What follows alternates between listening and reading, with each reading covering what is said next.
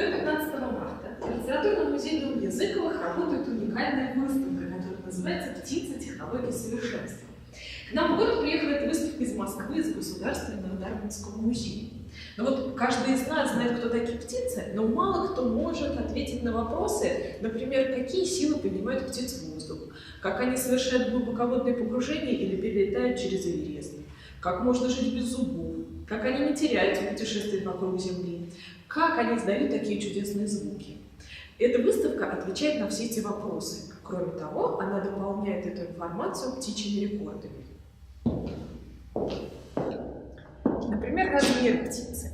Самая маленькая птица в мире – колибри-пчелка. Ее длина составляет всего лишь чуть больше 5,5 см. А вот самая большая птица – африканский страус. Высота птицы может достигать более 2,5 метров. Рекорды по скорости полета. Самый быстрый пикирующий полет развивает сокол-сапсан до 290 км в час. А вот самый медленный полет у нашего валишника всего лишь 8 км в час. Все птицы появляются на свет из яйца. У разных видов птиц яйца отличаются по форме, цвету, размерам. Самое маленькое яйцо принадлежит колибри, размером оно меньше горошины. А самое крупное яйцо у современного страуса около 20 сантиметров в длину и включает по объему 24 куриных яйца. Но самое большое яйцо относительно размеров тела – это яйцо киви. Обратите внимание, что все это яйцо занимает практически полностью брюшную полость птицы. В момент вынашивания своего яйца киви перестает практически есть, потому что ей просто некуда девать пищу и переваривать ей нечего.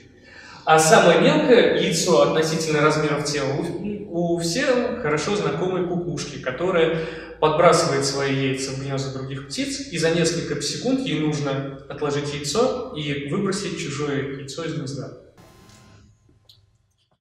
Сам же птенец кукушки вырастает до достаточно больших размеров по сравнению с птицей, которая его кормит. Если же кукушка подбросила свое яйцо в гнездо щегла, которое вы можете увидеть на заднем плане, то щегол будет считать его своим птенцом. Обратите внимание, что сам щегол по сравнению с кукушкой, даже с птенцом, меньше ее раза в 2-3. И тем не менее будет считать ее птенчиком, будет кормить. Возвращаясь к страусам, здесь вы можете увидеть, насколько большое яйцо по сравнению со всеми остальными птицами. Здесь перед вами из самых крупных вы можете увидеть яйцо журавля, орла и филина, самых больших птиц нашей области.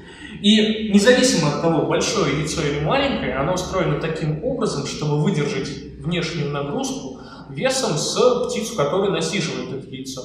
И одновременно оно устроено таким образом, что птенчик, который будет вылупляться из яйца, не будет испытывать никаких проблем и спокойно вылупится. Но очень много птиц приспособилось к водному образу жизни, в результате чего у них появился ряд признаков, помогающих им жить в этой среде. Вы все прекрасно знаете, что у уток и гусей между пальцами на лапах есть перепонки. Но у других птиц, например, у чёрных, у них нет перепонок, зато на каждом пальце есть отдельная пластинка, которая помогает им плыть. А сами лапы смещены сильно назад, в результате чего они очень быстро плавают, и под водой в том числе, но очень плохо ходят.